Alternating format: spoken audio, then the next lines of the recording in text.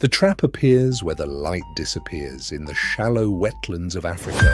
A hunter stands quietly at the water's edge, patient, focused, watching the world beneath the surface. That hunter is the black heron, one of the most ingenious birds in the animal kingdom. Unlike many predators, it doesn't rely on speed to catch its prey. It relies on deception.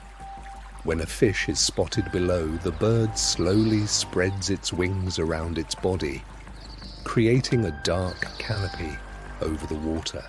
From above, it looks like an umbrella. From below, it creates something even more important: shadow.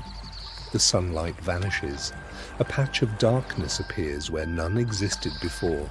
Curious fish begin to gather beneath it. Some mistake it for shelter.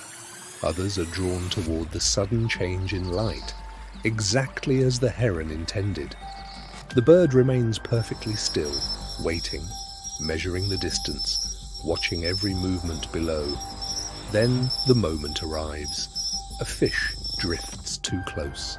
The shadow opens, its bill flashes downward. One precise strike, one fatal mistake, and the water becomes still once again.